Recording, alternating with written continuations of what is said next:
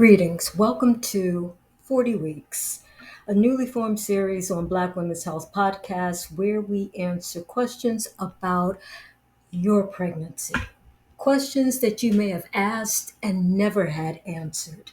I'm Dr. Rahman. I'm a board certified OBGYN, and we're here for you.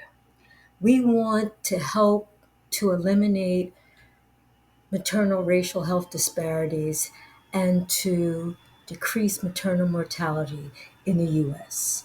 Today, we're going to discuss something very basic: prenatal labs. Why do we need them? No one likes being stuck for blood or poked and prodded. No one enjoys this. Is it necessary? And what does it tell us? Listen to the questions, and the answers will tell you why prenatal labs are necessary. What is her blood type? Why do you need to know this?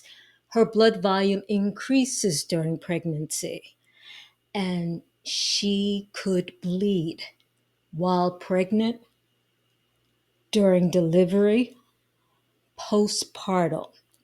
She could bleed excessively, and we need to be able to give her blood if that should happen. Is she infected? At the first visit and at other times throughout the pregnancy, we have to know, we have to ask the question, we have to do the testing. We test her urine for a UTI, urinary tract infection. We test for sexually transmitted infections, including gonorrhea, chlamydia, hepatitis, syphilis, HIV, and beta strep. Does she have immunity against the virus? And no, I am not talking about COVID. We're checking for immunity, protection against rubella, otherwise known as German measles. It's a virus. If you contracted this virus during pregnancy, you're at an increased risk for miscarriage or stillborn. If the baby doesn't die, the baby's at risk for severe birth defects. The most severe damage occurs during the first 12 weeks. Does she have any easily identifiable medical problems? Is she anemic? Low blood? Has she developed gestational diabetes? Does she show evidence of protein in her urine? Or do the recent FDA approved tests show that she's at an increased risk for severe preeclampsia?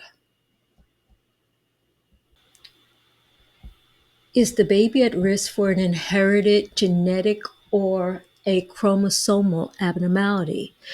You want to know, is my baby okay? Does my baby have birth defects? Or has my baby inherited a genetic disorder such as cystic fibrosis or Tay-Sachs disease or sickle cell anemia or chromosomal abnormalities such as Down syndrome? Both screening and diagnostic testing is available prenatally. The question is, what would you do if you had an affected child? Would you terminate the pregnancy?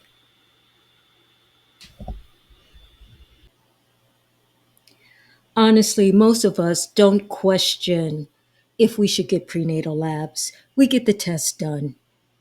We get them done even though we don't necessarily know why they were done or understand the results or even ask for explanations.